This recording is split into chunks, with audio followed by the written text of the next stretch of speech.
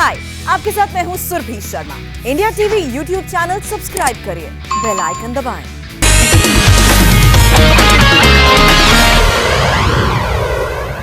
नमस्कार, मैं हूं पंकज भार्गव।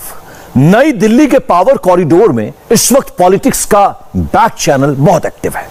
पिछले पूरे सप्ताह संसद में कोई काम नहीं हुआ, लेकिन आने वाले सप्ताह में हालात बदले हुए दिखेंगे।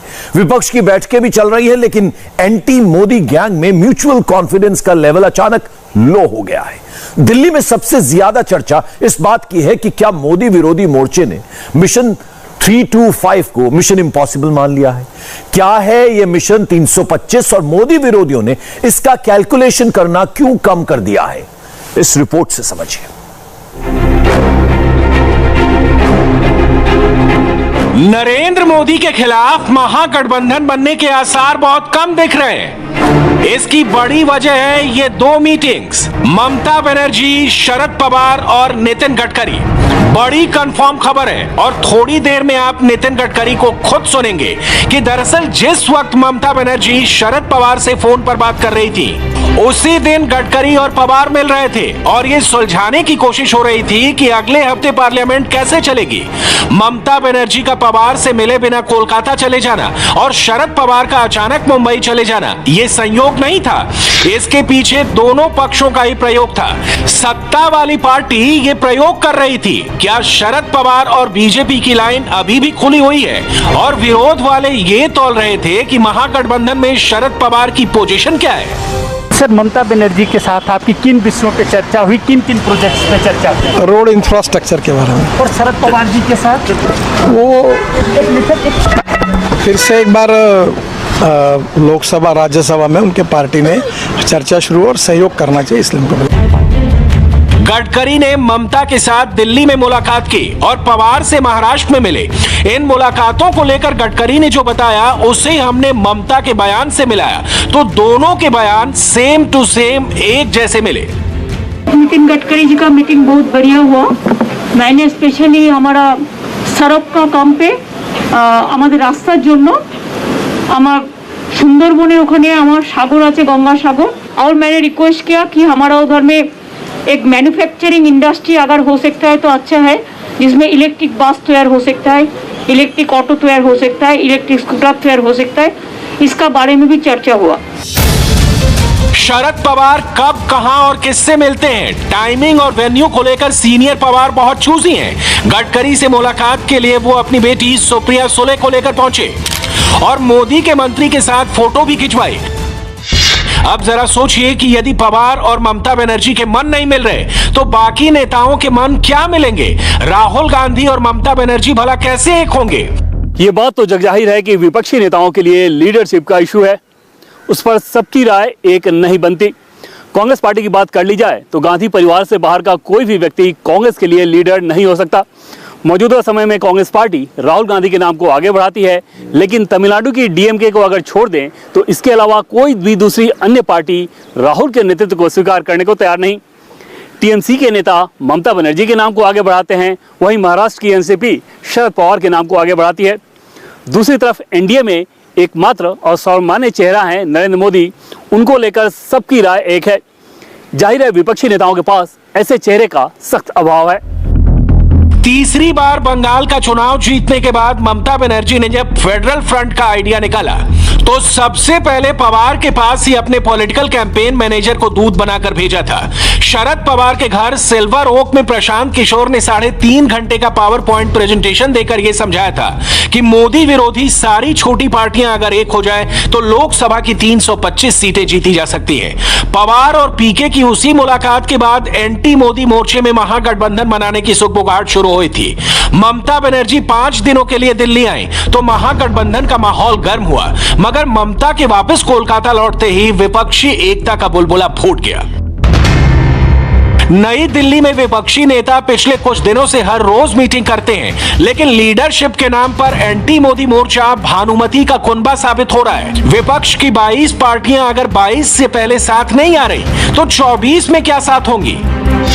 पीके के 325 सीटों वाले प्रेजेंटेशन में 1-to-1 फाइट पर जोर था। 1-to-1 का मतलब यह कि जो पार्टी मोदी को जिस सीट पर सबसे मजबूत टक्कर दे सकती है वहां वही पार्टी लड़े और बाकी पार्टियां उसका सपोर्ट करें।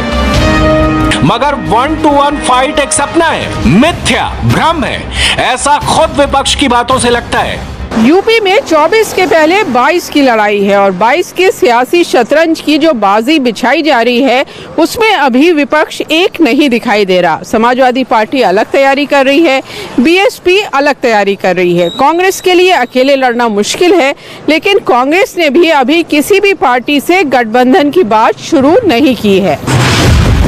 हम आपको पीके का 325 सीटों वाला गणित भी समझाएंगे, मगर उससे पहले देश की अचानक बदली हुई राजनीतिक परिस्थितियों को समझते हैं। इसके लिए नई दिल्ली से अलग अलग राज्यों की ओर बढ़ते हैं। उत्तर प्रदेश में सपा और बसपा ब्राह्मणों को रिझाने में लगी हैं, तो असदुद्दीन ओवैसी ने उसमें अपना छौंक डाल दिया है। भाईजान ने यूपी में फिर से मुसलमान वोट को डिस्कशन का हॉट टॉपिक बना दिया है। भाई आप भी पंडित, वो भी पंडित, आप भी पंडित, वो भी पंडित, हम तो गरीब मुसलमान हैं। अब पंडित डिसाइड करेगा मुसलमान जीतेगा नहीं जीतेगा, ऐसा तो नहीं होगा ना। उत्तर प्रदेश सरकार में जहां पर दलित है, जहां पर मुसलमान है, जहां पर ओबीसी है, अरे आप यकीनन आप बहुत बड़े हैं, मैं जानता हूं, मगर हम भी तो छोटे नहीं हैं। पीके का फॉर्मूला यूपी में सक्सेसफुल हो, इसके लिए जरूरी है कि 24 से पहले अखिलेश और मायावती एक हो, लेकिन 22 तक तो ये कहीं से भी पॉसिबल नहीं लग रहा। बिहार में नीतीश कुमार अपनी पार्टी को फिर से संगठित कर रहे हैं। आरसीपी सिंह अब केंद्रीय मंत्री हैं, इसलिए ललन सिंह को जेडीयू का राष्ट्रीय अध्यक्ष बनाया गया है। राजस्थान में कांग्रेस हाईकमान अपने घर को एकजुट करने की कोशिश में है, ताकि अगर 24 में महागठबंधन बने तो राजस्थान की सारी सीटों पर कांग्रेस ही लड़े। इसी राजस्थान में बीजेपी के राज्यसभा सांसद किरोड़ी लाल मीणा आमागढ़ फोर्ट पर भगवा ध्वजा फाड़ने के मुद्दे पर आदिवासी वोट बैंक को पोलराइज करने की कोशिश कर रहे हैं। एक वर्ग विशेष के लोगों ने मीना जो ऐतिहासिक स्थान है उनकी छतरियों को तोड़ दिया, बावड़ियों पर कब्जा कर लिया, पितृ तर्पण करते थे उस तलाई पर कब्जा कर लिया और आमागढ़ में मूर्ति तोड़ दी और वहाँ मूर्ति बनाई। उसके बाद सरकार ने ताला लगा दिया, पूजा नहीं करने दे रहे, झंडा नहीं फहराने दे रहे। दोषियों के खिलाफ कार्रवाई हो, हमको झंडा फहराने दिया जाए। और आमागढ़ पे सावन के इस महीने में मीणा ने जो ध्वजा फाड़ा था उसके विरोध में ये है या आप? ना, हमारा Ram case is no issue. हमारा ओवरऑल इशू है कि जितने पुरातत्व महत्व के यहाँ पर वो हैं महल, बावड़ी, मंदिर, उनके साथ छेड़खानी की जा रही है। जो भी कर रहा है उसके खिलाफ कार्रवाई हो। पंजाब में प्रदेश कांग्रेस अध्यक्ष बनाए गए नवजोत सिंह सिद्धू अभी कैप्टन के साथ पुराना हिसाब किताब सेटल करने में लगे हैं, तो महाराष्ट्र कांग्रेस के अध्यक्ष नाना पटोले उसी महाविकास आघाड़ी सरकार के खिलाफ मोर्चा खोल रहे हैं, जिसमें कांग्रेस पार्टनर है। नॉर्थ हो, वेस्ट हो या ईस्ट हो, OBC minus Yadav vote bank पर बीजेपी का दावा पुख्ता है। अब यादव वोट बैंक को भी बीजेपी के खाते में लाने के लिए पार्टी ने भूपेंद्र यादव को सरकार का नया ओबीसी फेस बनाया है। मेडिकल सीटों पर ओबीसी रिजर्वेशन के टॉपिक पर भूपेंद्र यादव प्रधानमंत्री से मिले थे और पीएम के फैसले के बाद इस मुद्दे पर प्रेस कॉन्फ्रेंस के लिए भूपेंद्र यादव को ही भेजा गया। पिछड़ा वर्ग का जो आयोग था उसको संवैधानिक आयोग देने की मांग एक लंबे समय से पेंडिंग पड़ी थी। यूपीए सरकार के 10 साल निकल गए लेकिन उसको संवैधानिक आयोग का दर्जा नहीं दिया गया। माननीय प्रधानमंत्री जी के नेतृत्व में पिछड़ा वर्ग आयोग को संवैधानिक आयोग का दर्जा दिया गया। भारत के संविधान में जो सामाजिक, आर्थिक और राजनीतिक न्याय की संकल्पना है उसको पूरा करने का काम माननीय प्रधानमंत्री जी के नेतृत्व में किया गया और इसीलिए मेडिकल कॉलेज में भी ओबीसी समाज के 27% और आर्थिक रूप से पिछड़े वर्ग के विद्यार्थियों के लिए भी 10% आरक्षण की बात की गई। जब भी ओबीसी वोट की बात होती है तब यादव वोटों को अलग काउंट किया जाता है। लोग कहते हैं कि यूपी के यादव तो मुलायम अखिलेश को ही वोट देंगे और बिहार के यादव लालू तेजस्वी की पार्टी छोड़कर कहीं नहीं जाएंगे। बीजेपी इस धारणा को बदलने पर काम कर रही है। ओबीसी वोट बैंक को पोलराइज करने का नया टेम्पलेट भी तैयार है। यह है जातीय जनगणना। मोदी सरकार ने अभी तक जातीय जनगणना से इनकार किया है, लेकिन इसके लिए सियासी हवा बनने लगी है। शुरुआत बिहार से हुई है, जहां नीतीश कुमार और तेजस्वी यादव दोनों इसके लिए जबरदस्त बैटिंग कर रहे हैं। जेडीयू की राष्ट्रीय कार्यकारिणी में राष्ट्रीय अध्यक्ष चुनने के अलावा दो अहम बातें हुई।